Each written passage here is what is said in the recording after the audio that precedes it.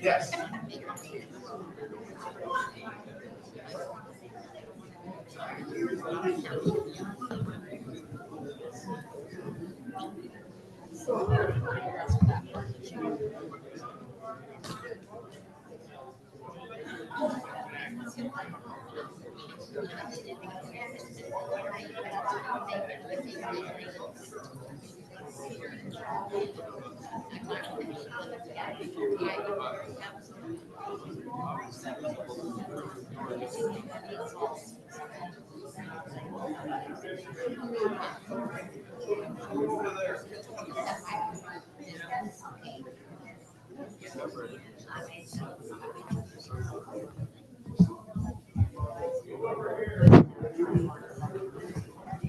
Okay. Syracuse. Sure.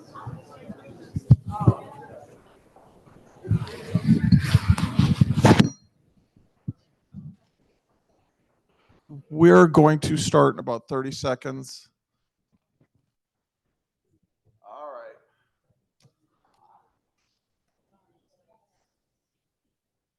Be nice. I got 3 troublemakers in the front.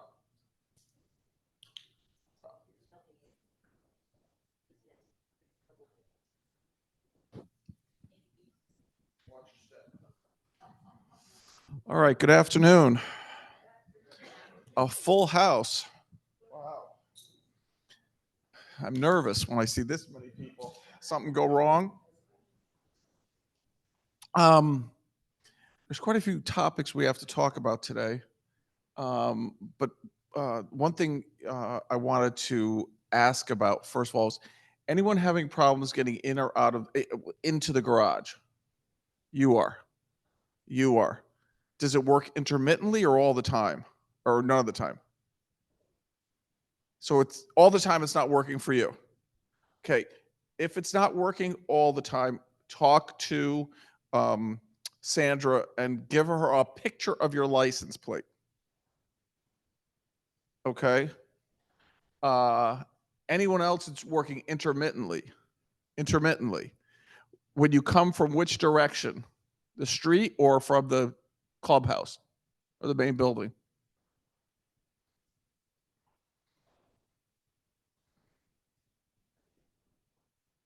Okay.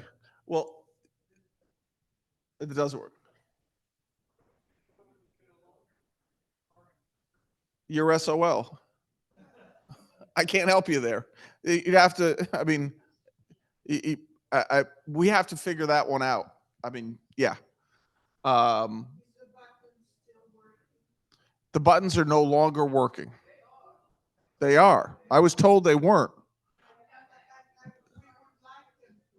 Okay. So we're going to go with, hold on, Marlon. Okay.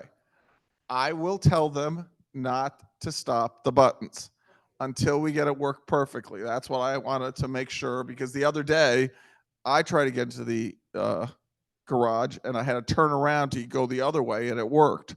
So I didn't know if it was happening to other people, but yes.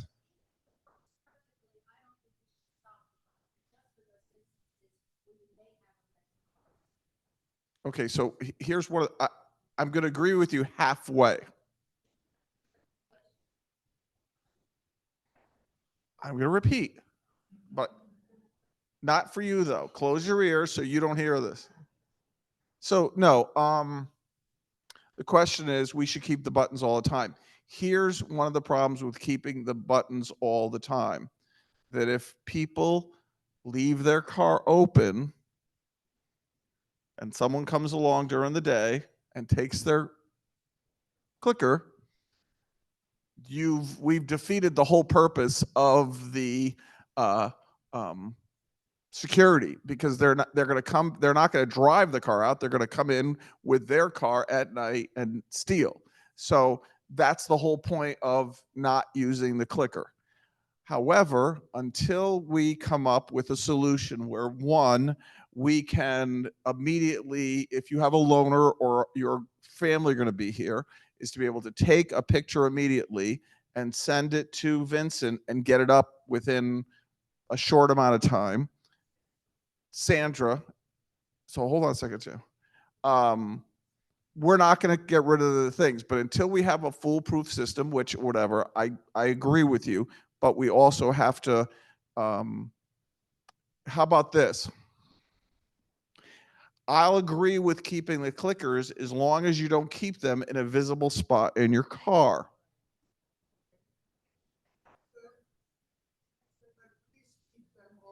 Okay, but everyone's got to listen. I don't want to. We spend a lot of money on. Oh, lights. Don't you agree? Lights are better. Okay, good. What's that? Who says they're too dark? Too dark? What are you filming a movie? Where are they too dark? No. In the garage. No. It's too dark in here for your own benefit, so you don't see this on a regular, trying to dim it down. The garage is okay, Sue. Okay. So now, do me a favor. If you can keep the clicker, or wherever you want to call it, in an area, in your glove box or whatever, and use it, I'm fine with that. But please do that. Good enough? And I will mention to Vincent and Sandra to keep the clicker going. Okay? Yes, Lynn.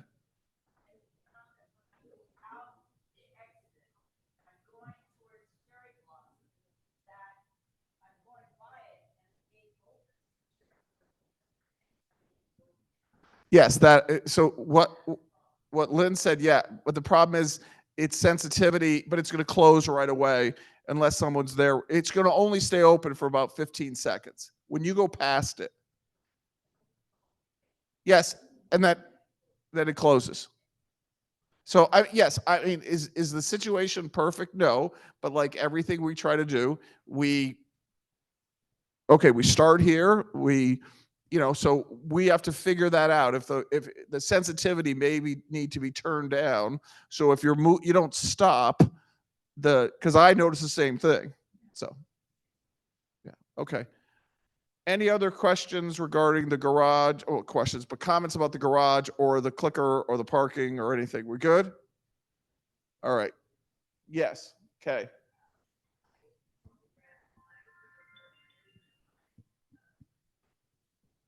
Car.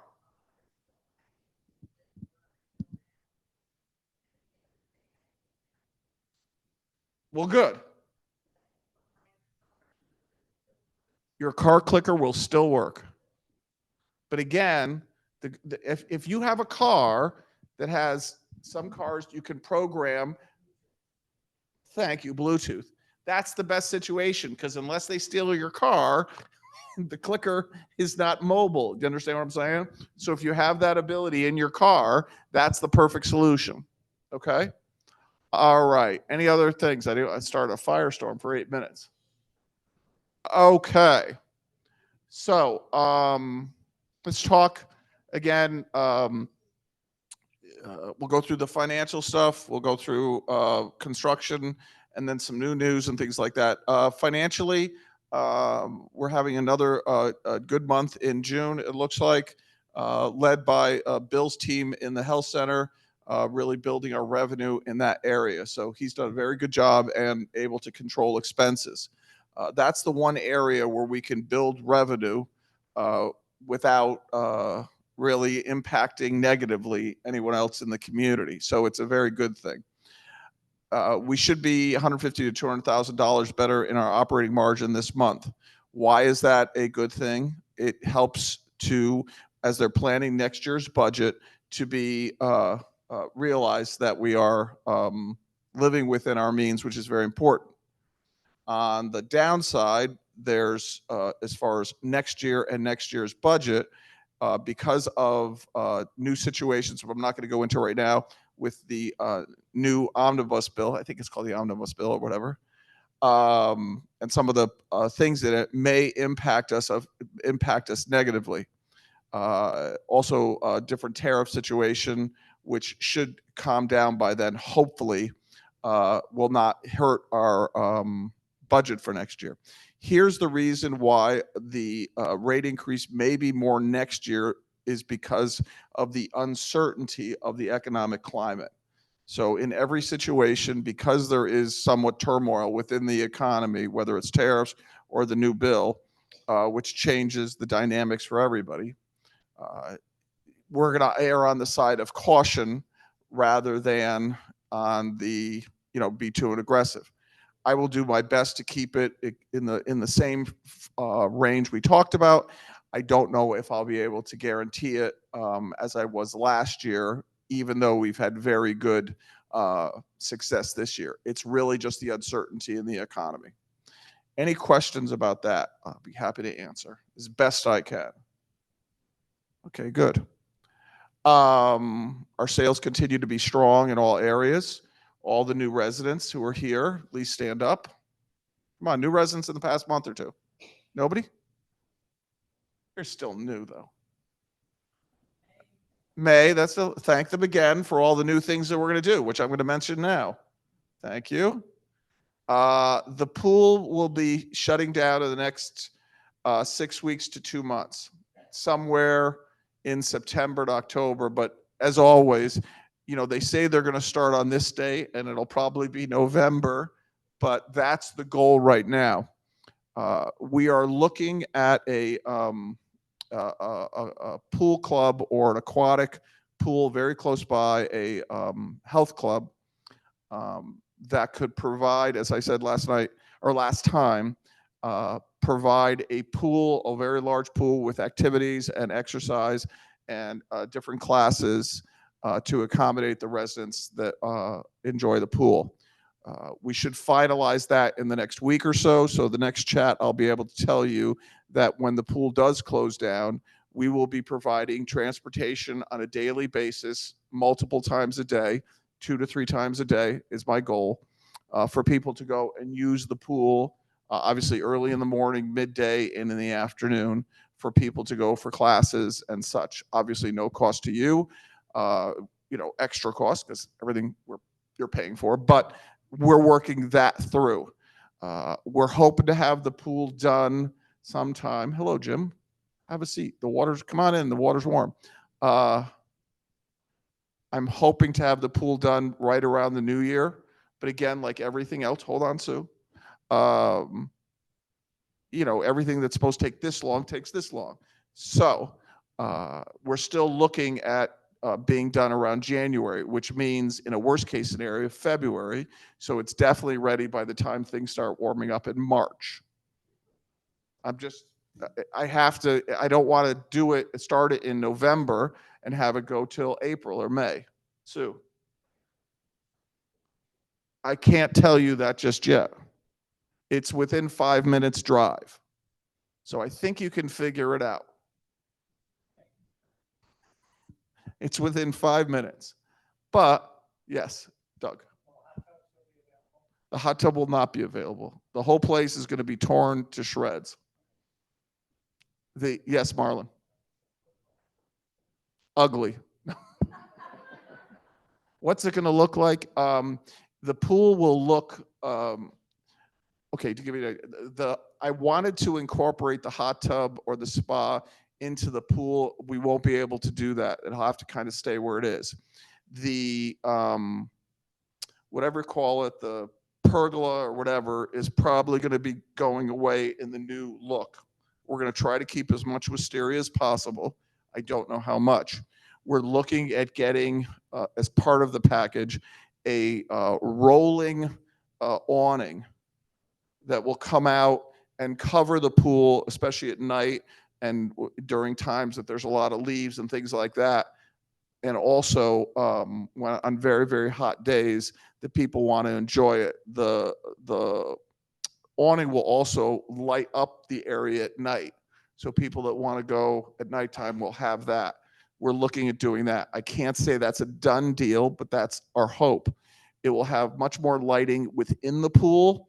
The area around the pool will be granite, but not smooth granite, but granite, uh, whatever you call it, tiles, large format tiles, 4 feet by 4 feet, 5 feet by 5 feet, whatever. Oh, so anyway, you're fine. So, um, hello back. I know that's fine. So anyway, um, the pool will look much more like a high-end hotel or resort pool. Uh, Same size, hopefully larger or deeper depth in the middle. But again, we won't know that till we open the darn pool up and go into its substructure. Because right now, hold on, I'm filling my bubble. the issue, the reason people, Dale asked me at the residence council, why are we doing this? It's the pool's reaching its end of life. It's 30, 35 years. It's got some cracks in it.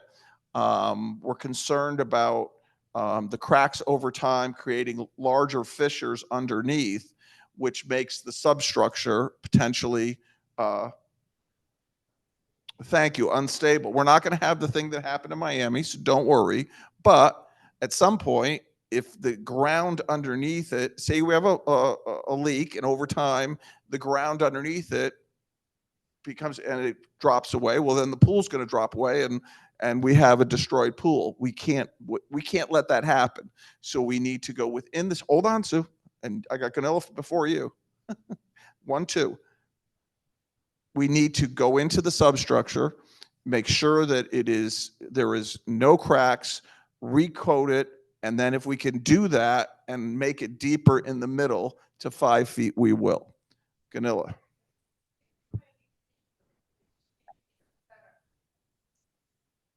If we make it, no, it's only going to be deeper in one part, like one.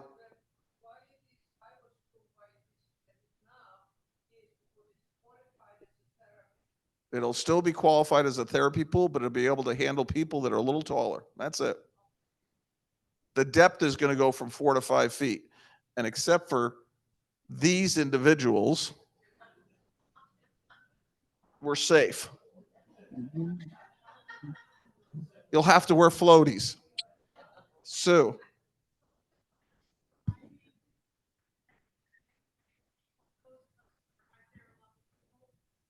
Oh no, you're going to get floodlights like Stalag 17. No, the lighting in the pool is within the pool itself. So no, the lighting in the pool is going to be lights inside the water to illuminate it at night and things like that. The cover at night is going to cover it and have LED lighting. So for instance, say this is the pool, this arched area, or that's the sky. This would roll out at night, and within it would be lights going down. So it would not affect you at all. There'd be no ambient or extra light. So no, that's not going to happen. Okay. This is donor.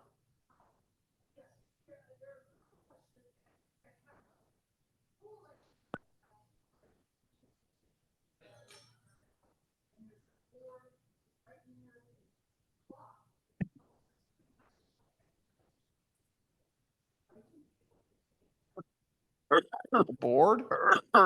Yeah, I mean, it might not be in the exact place, but close to it. Yeah, yes, we will. There'll be poles, whatever. Again, we are going to replicate that as close to as what you have now in the pool. Okay. Any other questions about again, I can't, I want it to be as resort-like as possible. However, we have to fit within guidelines for our life plan community because we're governed by the state and things like that. So, any questions about the pool? Yes, Bob. Are we at risk for permanent delays? Always, always. I mean, I can't. Yeah, I mean that's one of the reasons it's supposed to take 3 months. I'm expecting it to take 6. So if you do September, October, November, December, January, February, that's my expectation. And it could go into March. I'm just every time, every time we do something, yeah, it's warm in here. I don't know why this is not working right.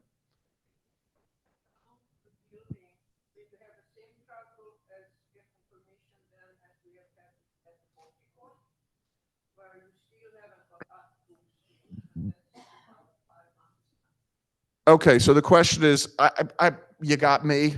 I mean, the difference here is that the permitting delays will not delay opening the pool. Like the pool, like you could still use the bocce court. You could still do this. You could still do that. Some of these other things, yes. I mean, I can't fight City Hall. I'm just, I'm at their mercy. So yes, we're going to do everything. Let's put it this way: the bocce court could be still used. All right, doesn't look great, whatever, it can still be used. If they delay us opening the pool, yes, I'm going to be an East Coaster.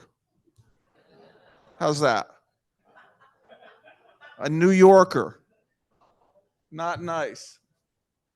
Okay. Any other questions about the pool? Good? Great. Next item on the thing. The painting should start in October or November. For those that are new, if you go out this door, you'll be able to see the paint scheme of where the buildings are going to look. On the main building, the exterior doors will be painted black. That is not the case for your individual doors or doors in the community. Those doors will either be painted a light blue or a light gray. So that is not. No, you don't have a choice. But Angela is frowning. If you keep doing that, your face is going to stay that way. So it's going to be one of the colors you see out there. Now, I don't want to. I mean, I will present them and we'll have a discussion about them because the color of the doors really doesn't matter to me personally. Do you understand? So as we get closer in choosing or getting closer to the time, I think a lighter door is better. So you have a dark gray, which is on the concrete, which I think is a little dark for the doors. As you go up, what looks like very light gray is called agreeable gray, and it's very agreeable. And you can have that as the door, or as you go up is the blue. Okay, well, there you go.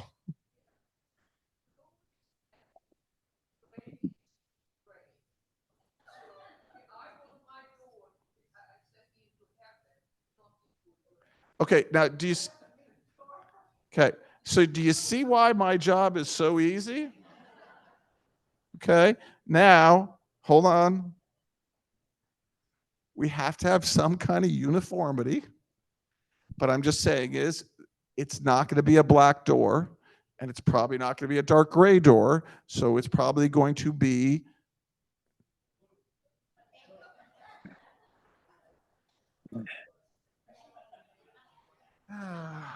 does does anyone oh, okay. So I don't know. I'm just telling you it's not going to be a black door. Can we move on? As we get closer, hold on, Grant. As we get closer, I will discuss this more and we will show you a mock-up on a door out there on how they look. Okay? Fine. Grant. Not right now, these will not be new doors. So that goes to my next thing. We are installing new windows on some of the apartments that are being turned over. They are to the tune of about $50,000 per apartment. So that, I mean, if we went to do every single apartment right now, you're talking, God, I'm trying to even think. 10 would be 500,000. 500,000. Oh my God, 1 million for 20. 1 million, so 1 million for 20, 14 million. 14, 15 million to do everybody. We are going to be doing them over the next 7 years. So it's going to be a combination of when we turn over an apartment to put the new ones in, but not if they're in decent shape. Hold on. Just wait your turn.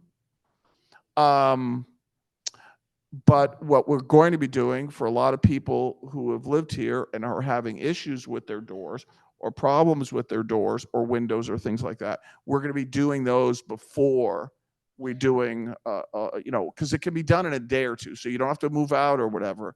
But it's going to be a combination of the two. Right now, we're doing them to see what works and what doesn't before we go hog wild and do everybody.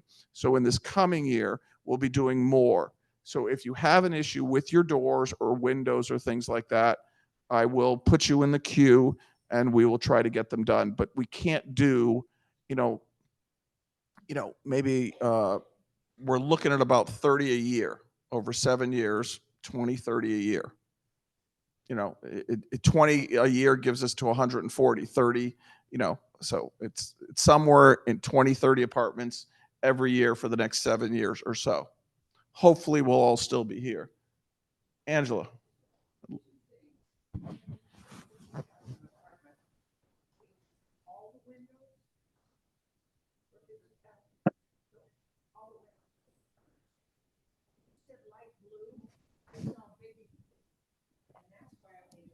Well, it's not blue. It's the blue on the. Well, okay. Well, come just a little closer. The blue that's on the gingerbread outside is the blue it would be, which is the green, the blue. Now you have flag blue, which is almost black, and then you have a variety of blues. We may decide collectively to choose another blue for all the doors if that blue is objectionable to most of our residents. Okay. At this point, we're not going to be replacing the doors because I feel the doors right now are working. I'd like to replace them, but we need, I think, especially the sliding doors need to be replaced. And those sliding doors. Who has a brand new sliding door? How do you like it? Okay. Well, the doors itself you like. They work well the whole bit. So basically, instead of when your big door, instead of only having one door open and having two panes on the side, it pushes all the way open. So you have two doors open at any given time if you want. Just gives you a lot more, and it's thermally it's a lot better. In the summer, it's going to keep you cooler. In the winter, it's going to keep you warmer. Okay. Any questions about that? Yes.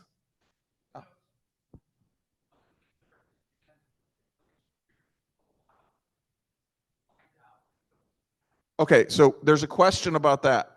The windows in your front, next to your front door, those windows are either roll out. Now, if people do not want that, we will give you a double hung window which goes up. So, yes.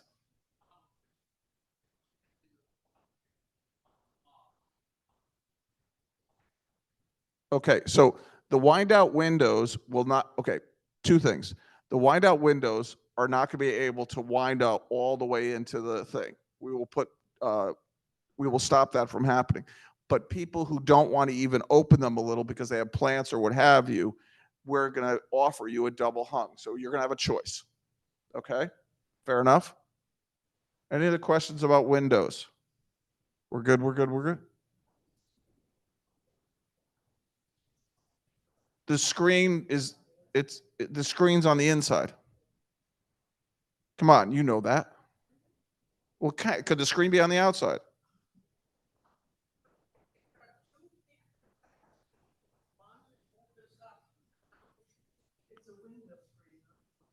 Exactly. It's anyway, we're getting down a bad path here. When the time comes, if you okay, no one had a casement window in your kitchen. You rolled the window out, the screen was on the inside. It fits in the inside, not on the outside. We're talking about windows, and yes, you can get a screen on your door. All right. Anything else?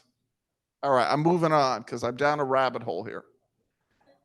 So the painting's going to start again October, November. It's going to also be done about the same time that the pool is done. That's going to take 4 to 6 months in general. Okay. So both of those things are going to happen at the same time, and both when you're not going to be during somewhat inclement weather. Okay. Good enough. All right, great. Other than that, there's not going to be a lot of construction going on or upheaval within the community in the coming year.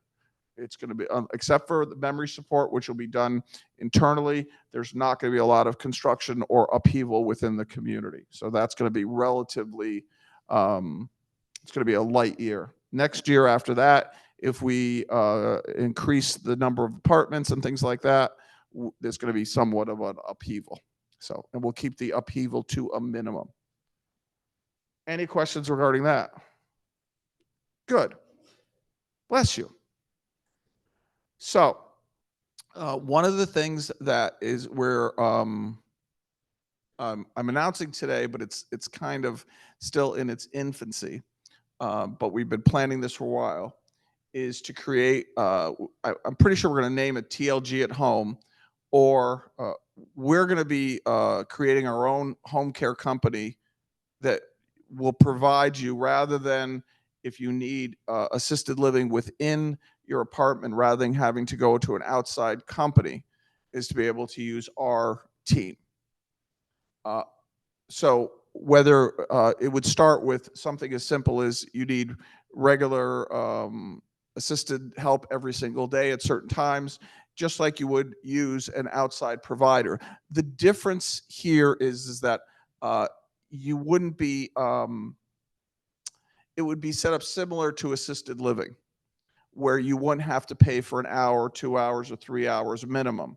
So for instance, you live in your independent apartment and you just want some assistance in the morning, because like my mom, she's 100 and she's great, but Jesus, getting her out of bed and get her going takes an act of God.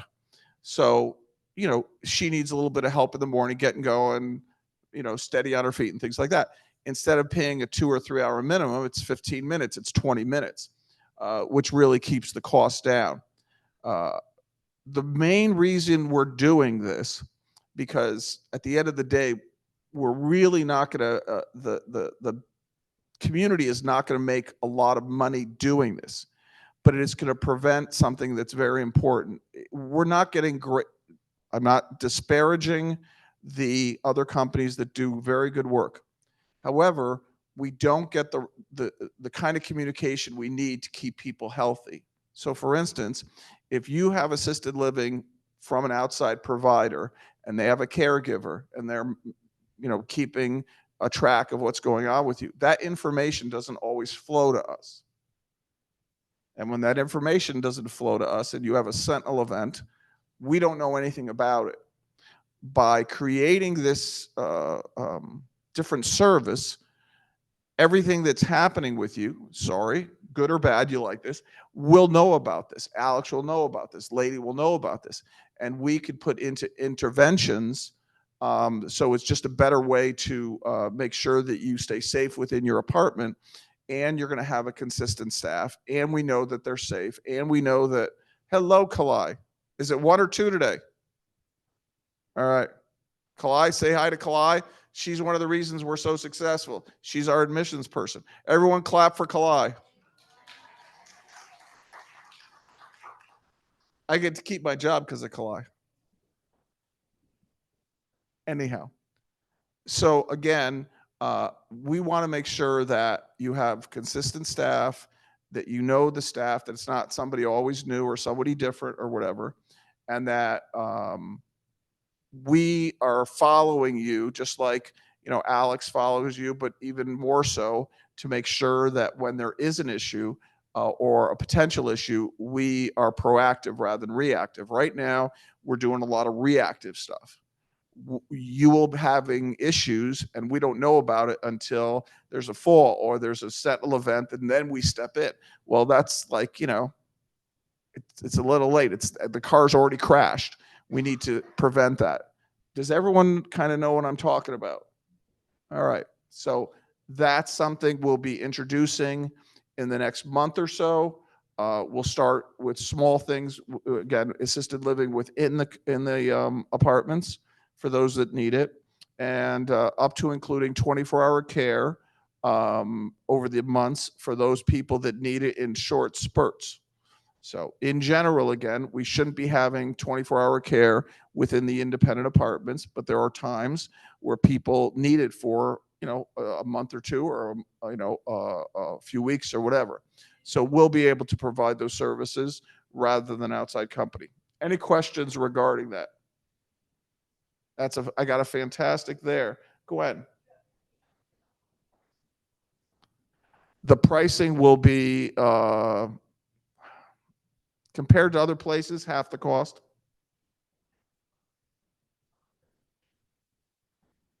Okay. I'll give you a perfect example. 24-hour care right now is $18,000 a month. Probably cost you 12 with us when we do that.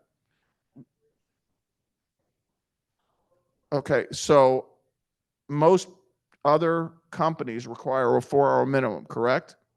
So at a minimum, to get a shower costs you $120 to $160. The difference for us is we're not going to sit there. We're already here. So if we're coming in to provide help in the morning and we're there 15 minutes and we do that every day, you're going to be charged for that level of care, which is going to be 25% the cost, if not lower, because we're not there for 4 hours. That's the biggest difference. We're going to pay our people more, but we're not having you pay 4 hours when you need 20 minutes worth of help. That's the biggest cost difference. We're going to pay our people more. They're going to be better trained and everything else, but it's going to be much more, okay, like these lovely ladies in the front row, when they need assisted living, the person doesn't sit there for 4 hours with them. They put their call light on, someone comes and gives them the care they need, and then they leave, and that's it. Correct. So does that make sense?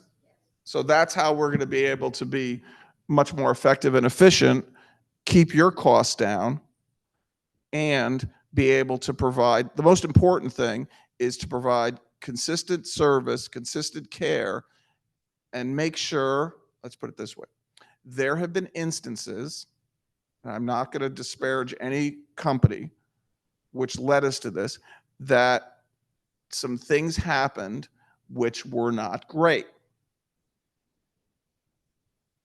And we're still responsible.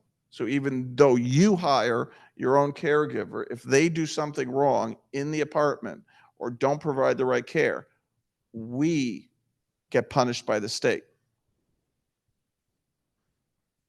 And we get fined because we're not keeping you safe. Tell me how that works?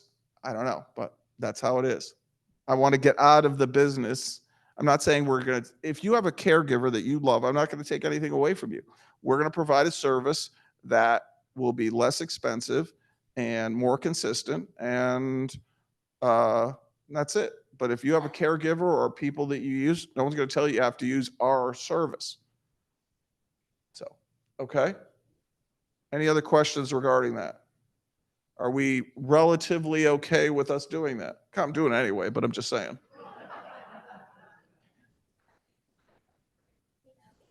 Okay, it's going to be rolling out in the next month.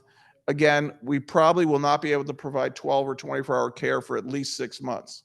What we want to do is provide assisted living services as if you are in independent living and you need help, but don't want to pay 4 hours in the morning and 4 hours at night, which can be $300 a day, $300 a day, $9,000 a month, which would probably be $1,500 with us. So that $9,000 is going to be, 25% the cost. don't quote me on that and don't record me out there. I'm just saying is that's our goal. Okay? All right. Now, moving on at 3:09 in the afternoon. Um, dining room.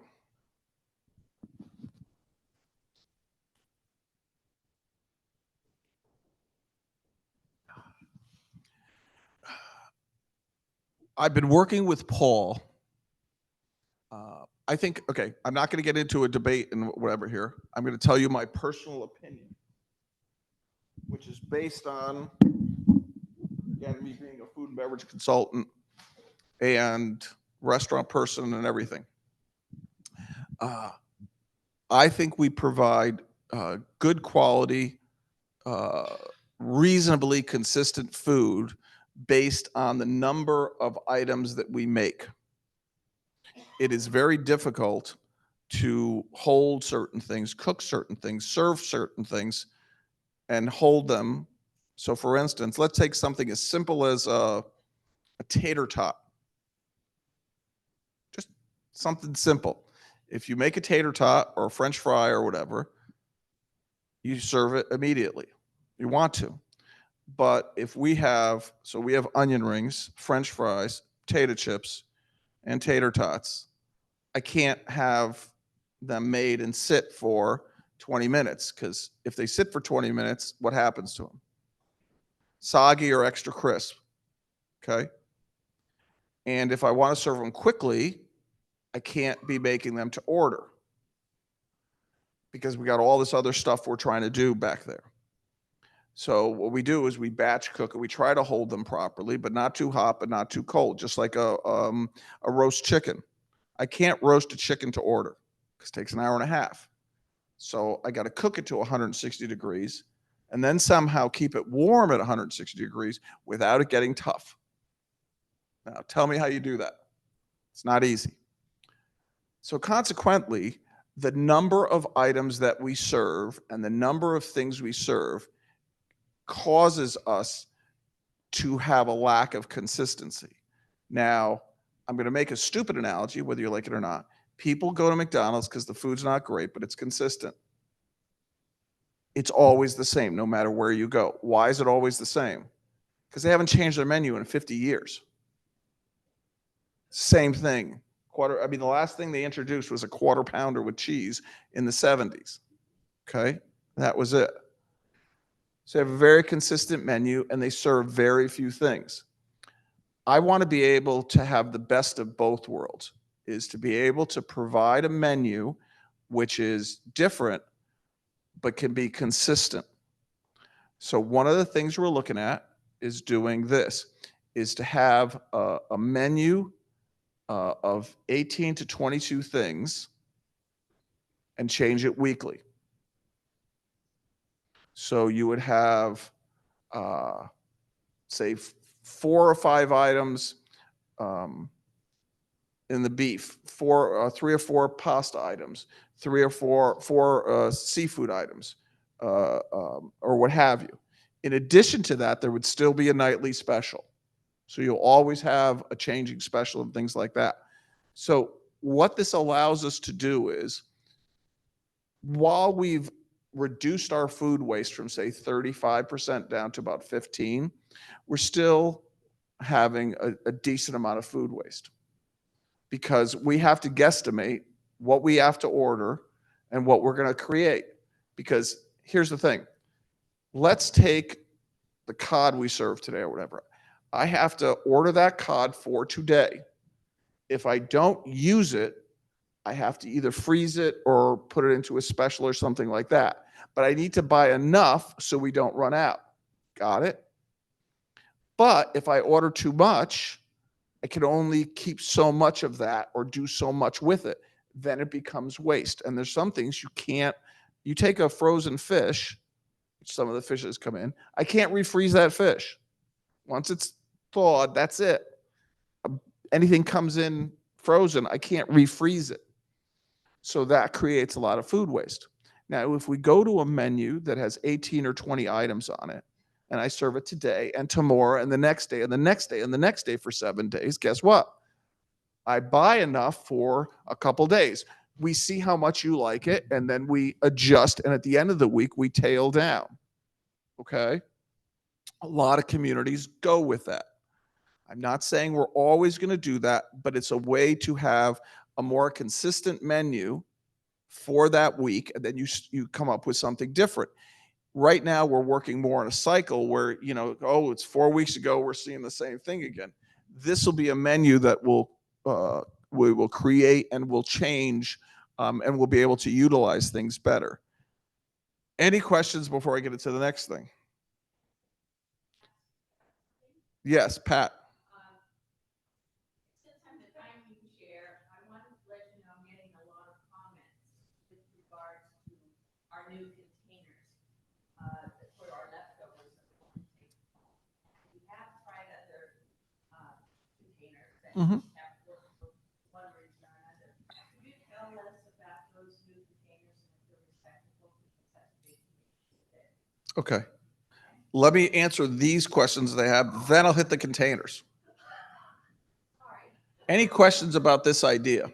And again, I think this will provide a more consistent menu, and I think you will enjoy it, and there'll be enough choice. So I'm not saying we're rolling this out tomorrow, but we are going to be trying that. Okay. And like anything else, we'll tweak it, but I think it will be a more consistent menu, and I think you'll enjoy it. We do serve a lot of different foods. You got to admit that. I'm sorry. I don't know where you grew up. I had 8 or 9 things. My mom, she worked and everything. So it was like, you know, Sunday was always a roast. Saturday night was steak.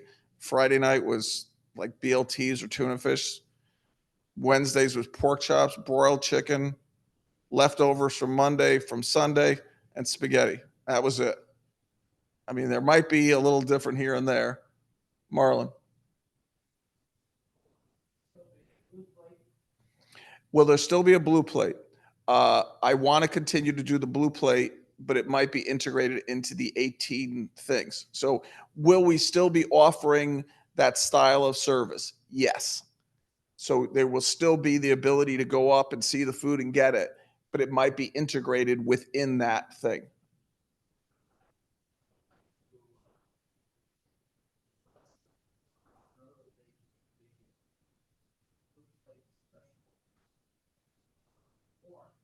Okay, so I'm going to answer that question. Keep the blue plate specials warm. We have a fine line. If we keep them too warm and some of our residents touch the thing, you could get a second to third degree burn. So we keep them in the 120 degree to 135 degree, which if there's not a fluid, okay. Here's how anything you put food into a vessel and you heat it from below. Oh, sorry. Okay. If you put food in an oven, you have ambient heat surrounding the item. Any buffet only has heat from below or from the sides. Unless there's some liquid to conduct the heat, it doesn't get to the item. So, for instance, if you're sitting in a bathtub and there's no water and I throw a dryer that's plugged in, are you going to get electrocuted? No, there's nothing to conduct the electricity. Same thing with food. If I put, okay, we have a steam table, right? And if I put my hand in the steam table and I'm just off at a 1/4 inch, I can't feel the heat. There's no heat there. I have to touch the steam table because it's conducting the steam to the pan, to the item. So if there's no liquid in there to conduct the heat, the item will get cold. So if it's a casserole, or today's was the cod provençal or whatever it was, there's a sauce to conduct the heat from the bottom of the pan to the item. It stays warm, correct? Now let's take rice. There's not a lot of liquid in rice, so guess what? If the rice at the bottom of the pan is going to be hot, but everything else is not. If I have fried chicken, if there's nothing to conduct the heat from the bottom of the pan to the item, you can't keep it warm. So what does that mean? It limits the things that we can put into a Blue Plate special to casseroles to keep them warm. But we don't want to do that because they're, in general, anything with a thick gravy or sauce is not as healthy. Consequently, if I put it at a Blue Plate, so there's a lot more to think about than you think. And I'm just, so yes, Jim. It seems like many restaurants have infrared lamps. So you can use infrared lamps as well, and we have that to a degree. However, just the infrared lamps, when you're serving yourselves, can be dangerous because a lot of people can brush against them, especially, where's my favorite Corolla? Is Corolla here today? Okay. If you have low vision or whatever, and you brush your arm against a 200-watt light bulb, you get a third degree burn. I could do that. So those are the things we think about. So, what we have in the back to keep things warm is a little different. We will continue to look at how we can keep, I pretty much have to tear apart the Blue Plate special area because it's successful right now and redo how we do it, which will be a combination of heat from below and heat from above. So that's something we're doing. So for instance, this past week, we've got 4 new convection ovens to the tune of $70,000. Got a brand new range, brand new fryolator. That's going to help put out the food a lot more consistent, a lot better. We're getting new heat lamps in the kitchen. In assisted living, we're putting a brand new Turbo Chef to be able to cook more items to order. So we are getting better equipment. The Blue Plate special will continue, but I don't want to promise that because I've got, as my mom would say, a lot of other holes to fill. We have to get the menu right and do this before we do that. Fair enough? Now, containers.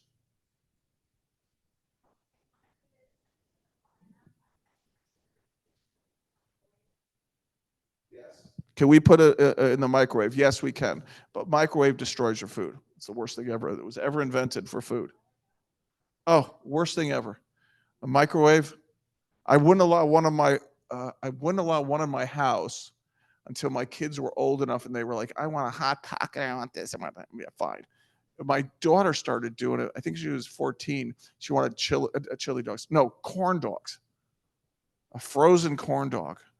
Oh my God. She had one at the Iowa State Fair and she came back needing a corn dog. Awful things.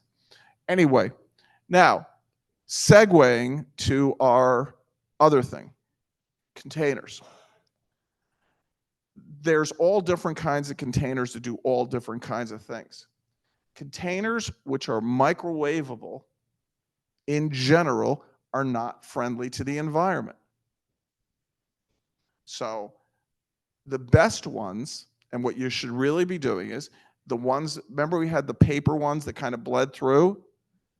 That's the best one because the takeout container is only used to transport. You can't heat it up in the microwave. So anytime, if we're doing this right, we use a recyclable container. We put the food in there. As soon as you get it home, you transfer it to a plate, a bowl, whatever, and heat it up in that. Because in general, if you're heating it up in plastic, it ain't good for you. Microwaves are the worst thing in the world because it does a lot of bad things to your body and to the food. Besides that, if we go with the plastic, which you can then keep it in and put in your fridge, yeah, that's going to live all the long day and it's going to have a shelf life of 10,000 years. I can do that. If we do the old style 3-compartment container, it tends to slosh around more.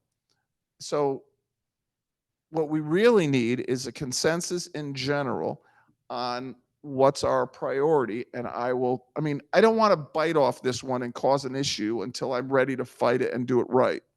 My concern or my focus would be to use the disposable paper containers, which are less expensive by far, recyclable, but they are not meant to hold your food more than 45 minutes, an hour. You got to get it home, get it out. You can't store it in, you can't put there for the next day. It's going to bleed through. So I'm just throwing that out there. This is, again, we bring up these things to have the conversation again and again before we make the change, so everyone feels that they've had a chance to speak their mind. But that's where I want to go. Everybody okay with that? In general? Okay. Yes? The new ones. Right. Can't open. They're hard. Exactly. They're saying, I mean, yeah, I totally agree with you. But hard to open. The new ones are hard to open. Totally agree. But when I use the paper ones, a lot of people were like, they bleed, they do. Yes, they do that because guess what? No, no. They're less expensive than plastic because they're not petroleum based. They're paper based, but they don't have the same properties. You can't heat them in there. You heat anything with a liquid in those things, and they're not going to transport well. You're going to have more of a mess. But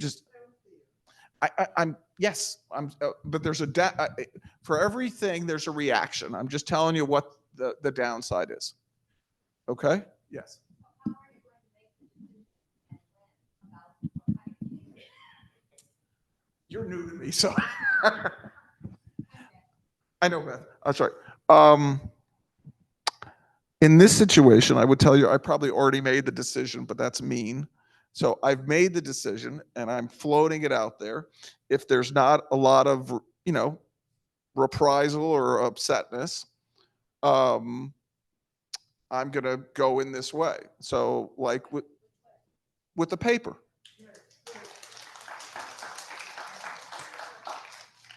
But like anything else, like let's take, for instance, the having black doors. That's not a ditch I'm going to die in. It's not that important. This one is more important. You know what I mean? So depending on the situation, I'm gonna try to make a decision that everyone agrees with, but at the end of the day, I have to make a unilateral decision. Okay? Unfortunately, it's not a lot of fun. So a suggestion is if people could start saving their plastic containers if they love that, and then bring it with them when they go to get something to take out. So that can work where you bring it your own reusable container. That can work. One of the things I've done in other communities is have reusable containers, which are green plastic containers. They're very heavy, and we give them to you. You rinse them out. You put them in a container in the refuge room. We pick them up. We wash them and reuse them. They have about 200 uses out of them. I've done that at many communities. We're not at that point yet to be able to do that. This is the first step, but I do want to do completely recyclable that we're not throwing anything away. The problem is they're very expensive, and the first,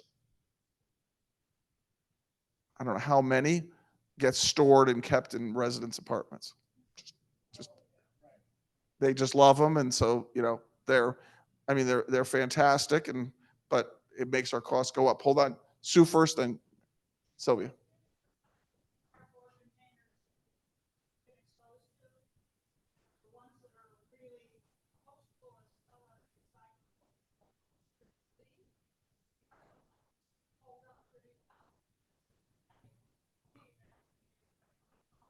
Right. And so we're trying different things until we get it right.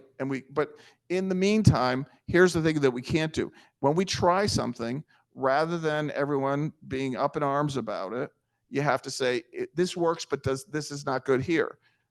We're trying something. We can't know how it's going to work out in every situation.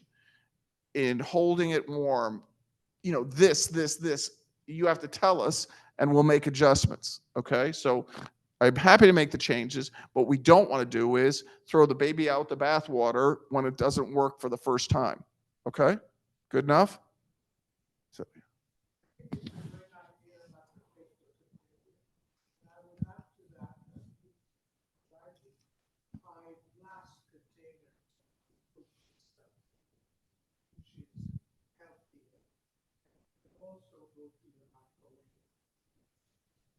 So we talk about glass containers. I would like to, over time, go to those type of containers. The only problem with the glass containers is a lot of breakage. A lot of breakage. So we want to. Oh, well, that's up to you. Oh, okay. Well, use glass containers at home, knock yourself out. All right. We're getting close to an hour, but I want to talk about another thing. One of the things, yes, Elaine.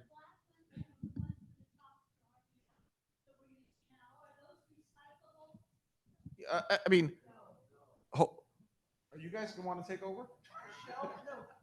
I asked Shell, and she said if you look under the rim, there is a number under the rim. I can't remember. Here's the thing. I'm just going to tell you. There's plenty of things that are recyclable, but unless they get processed and they get sent and then everything works out perfectly, it's still plastic that is out there. And paper, I can throw that into the trash. It's going to break down and no issue.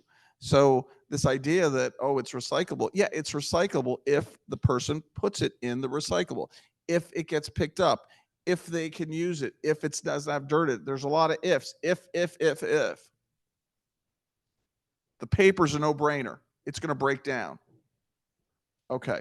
Next. Hold on, attention. One of the things, okay, this is definitely a little, I've saved this one to the end. Everything happens here, you all pay for, correct? Everything. Nothing happens. Right now, this community has a dining dollars pretty much set at 8 points, which hasn't risen in I don't know how many years. Okay. Consequently, as our food costs have continued to rise and continue to do this 8 points, depending on what you eat, if you're eating inexpensive things and someone else is eating expensive things, you're being subsidized by the other person or vice versa. So what you're going to see is I'm not looking to raise all the things, but when we have a special dish, yes, we price that high, but everything else is pretty much 8 points. But not everything on the menu is the same cost structure. Consequently, it's not what I call a fair share allocation. So you know what I mean by a fair share allocation? If you live in a patio home, should you pay more than a person living in a 1-bedroom for your service fee? Yes.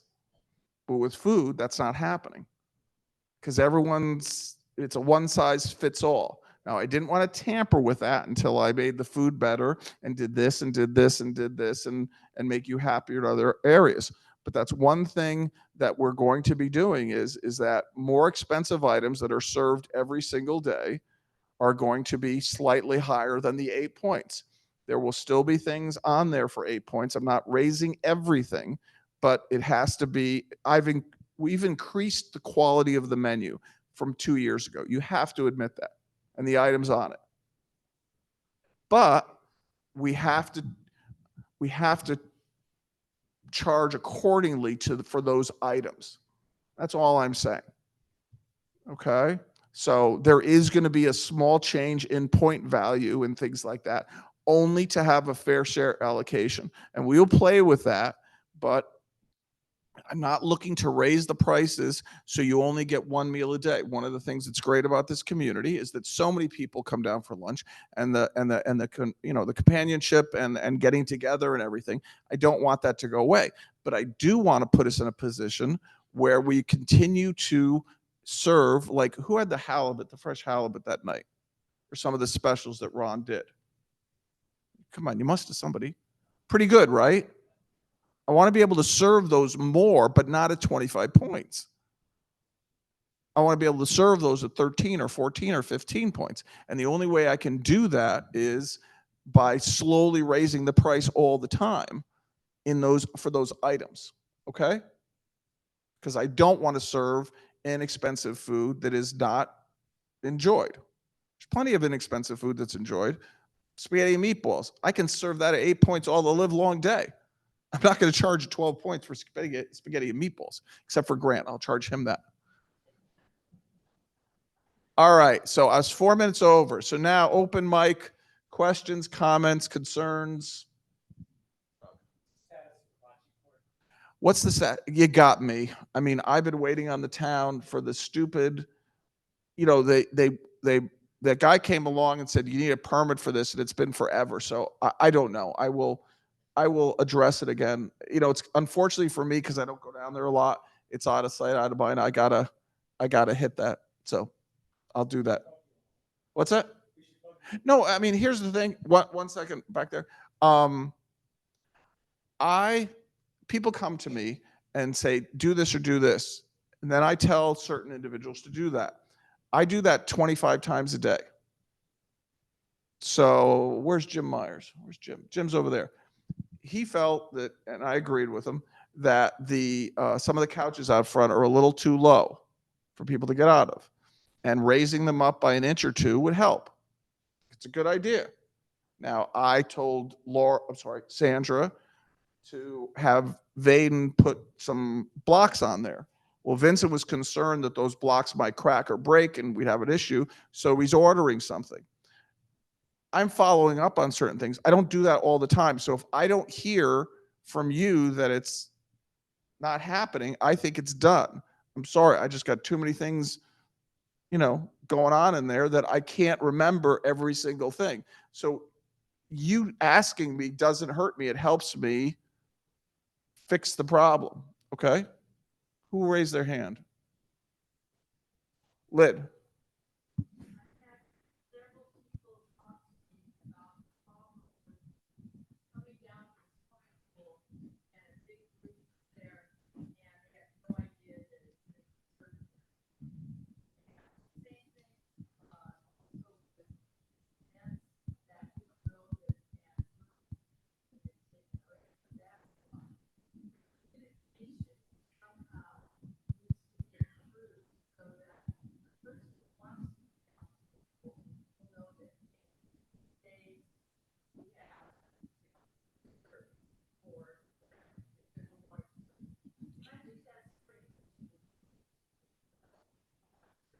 Remember, I got to repeat everything you just said.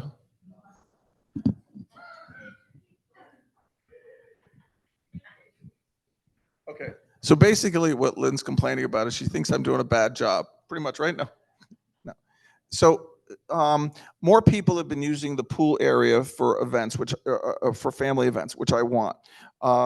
Things in the Esplanade, yes, better communication.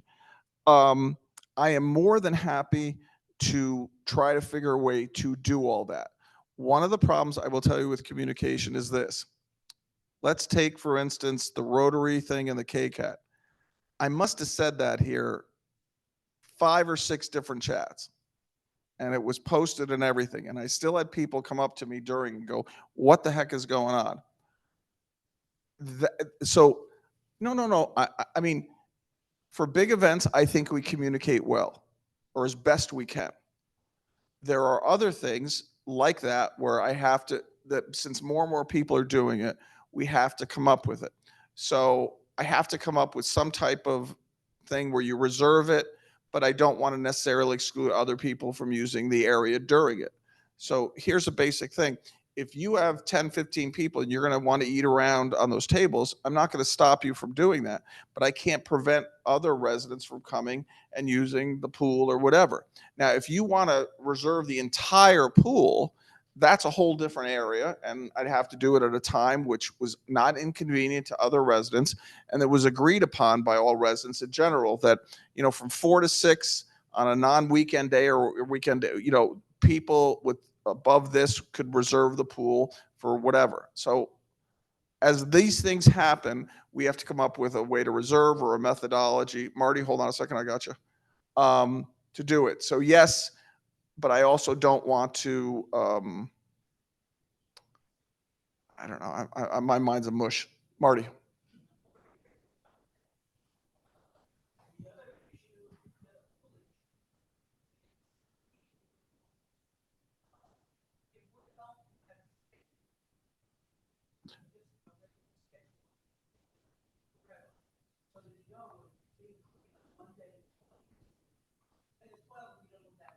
Okay. So what Marty's saying is that the pool at different points is going to be cleaned and there's a schedule. I would do that, but pretty much the new pool is going to have an automatic cleaning system that's going to be done at night, robotically. So in the meantime, I'll try to fix it, but for the next 4 weeks, it may happen. No, I'm not going to answer your question. Angela.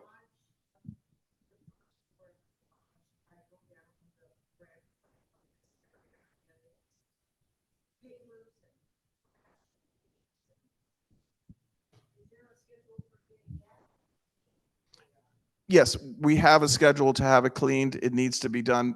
What really happened was when they were working in there for whatever reason, it became more abundant. Usually, I noticed it as well, but I left it there because I know it bothers you. My gift to you. You know what? You're in bad shape. Okay. Other questions or comments? Brian. Okay. Thank you. I'll repeat.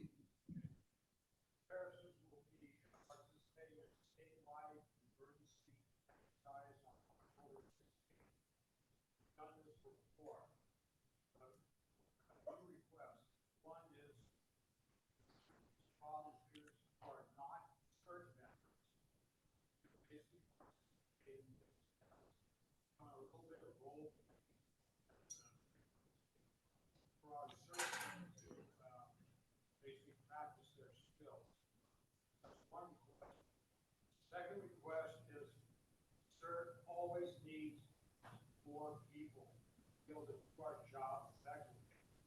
So if you can help out by serving our community on CERT, please see me. Okay, I'm going to repeat what Brian just said. On October 16th, there's a statewide thing called the Big Shakeout or the Great Shakeout or whatever, which is an earthquake drill that's going to be held. Brian is asking for people to volunteer to be victims. I'll be happy to volunteer to be a dead victim as long as I get to sleep for a while. So if anybody wants to be a victim, that'd be great. He's also asking for volunteers to help with CERT. What he's asking is very important because, as I said, is if we have a disaster, it's only going to happen. There's a 20% chance it happens between Monday through Friday, 8 to 4, 9 to 5. And once we have that disaster, nobody's coming to no one comes. Trust me. I've been through many hurricanes. And the staff that's there stays. And the staff that's not there doesn't come because they got their own problems to deal with. So whatever staff you have when that disaster happens, that's it for the most part. Especially if it's something really bad like a hurricane, tornado, or whatever. So the more people on CERT are going to help us run the community. So the more you can, if you can volunteer to CERT, to Brian, Terry's still on there, whoever, Mr. Cook, if he's here, it's very important. CERT's very, very important. With that in mind, new residents need to remember a few things. One, you need 2 lanterns in your apartment. Go into Notions and Needs, buy those lanterns. I'm working with Susan. Is Susan back there? She leave. Who else is here from Notions and Needs? Okay. So we need to understand what you want to buy and what at the price you want to sell it. We will buy those, then you will sell them. But you need 2 lanterns in your apartment, one for you to walk and one to keep in a room. So for instance, at nighttime, you need one in your bedroom and one to transverse to the bathroom. Just having one is dangerous. 2, and they need to be able to last for at least 24 hours. So you need backup batteries. 3, 2 or 3, you need to have at least 3 gallons of water in your house at all times. Store it under your bed. I don't care what you do. 3 gallons of water. You're going to drink at least a half a gallon of water or should or whatever per day. That gives us 6 days. Have perishable food in your apartment that you can open up and you can eat, which doesn't, what's that? Non-perishable, which means soup, things like that that you may not be able to warm up, but it's sustenance, tuna fish, whatever it is. You need to have that for a few days. Here's why. We have all the food we need. We have meals ready to eat. We have all these things. If we don't have the people to bring it to you, or we can't, that's the problem. So if I have a huge CERT committee and everything, we can deliver everything to you. We have water, we have food, but in the initial few days, we may not have that. So you need your own water and your own food, because there's going to be a lot of people that need our help, which is, if I have a bare bone staff, how do I take care of people in assisted living, memory support, and skilled with a bare bone staff that gets no sleep?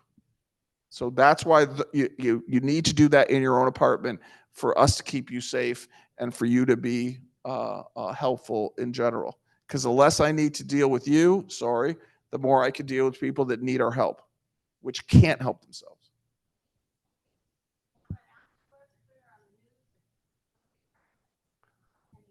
Can I do that? I can, but I don't want to, but I will.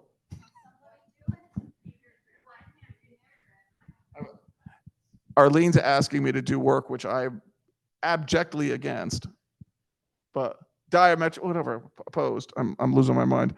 To put you want to, but we need a list of things, but I will put it out, but everyone should be able to remember this at home. 2 lanterns, 3 gallons of water, food for 6 days. Just keep doubling. 2 lanterns, 3, do 2 times 3, 6 days. 2 lanterns, 3 gallons of water, food for 6 days. I think everyone gets that. Say it again. 2 lanterns, 3 gallons of water, 6 days of food. We good? And don't forget the toilet paper. I was joking about that.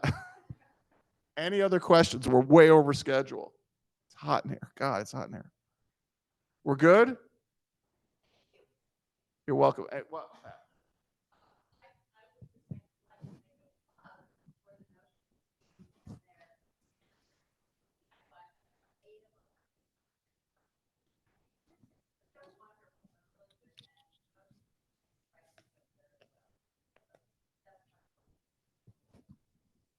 all right. Have a wonderful day.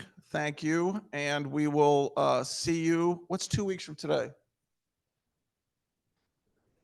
Oh, I know. It's not a Thursday. All right.